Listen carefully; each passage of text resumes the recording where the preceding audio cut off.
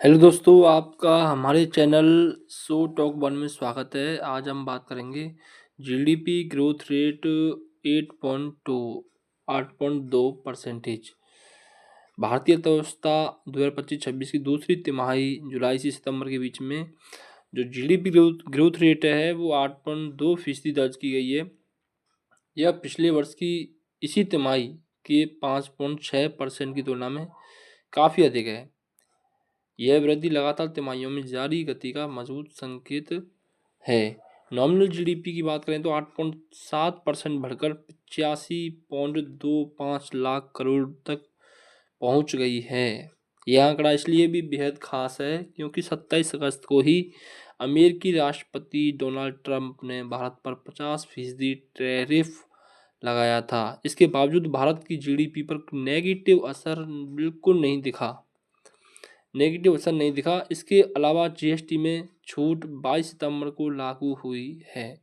इसका असर सीमित रहा। पूरा लाभ अक्टूबर, नवंबर, दिसंबर में नजर आएगा। इस बारे में मुख्य आर्थिक सलाहकार वी अनंथा नागेश्वरन का कहना है कि चालू वर्ष में जीडीपी 7% या उससे अधिक रहेगी। पिछले 6 महीने के 8% प्रदर्शन से अर्थव्यवस्था इस वर्ष $4 खरब का स्तर पार कर सकती है। ये देश की अच्छी अर्थव्यवस्था का संकेत है। एक्सपर्ट्स बताते हैं कि ईवी बैटरी और वाहन उत्पादन बढ़ने का असर इसमें दिखा है। ईवी बैटरी और solar panel clean tech sector में उत्पादन बढ़ा है। सितंबर में ग्रोथ 28.7% रही। मोटर वाहन, ट्रेलर और सेमी ट्रेलर का उत्पादन 14.6% बढ़ा।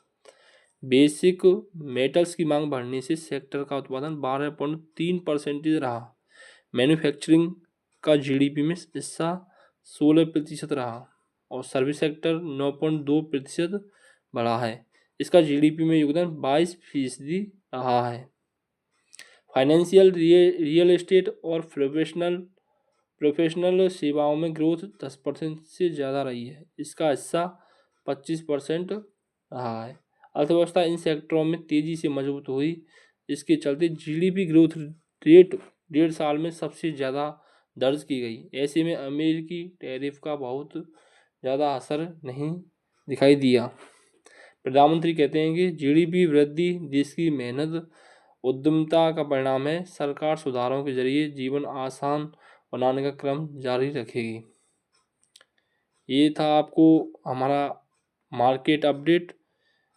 ऐसी न्यूज़ के लिए हमारे चैनल को सब्सक्राइब करें, लाइक करें, शेयर करें। Thank you.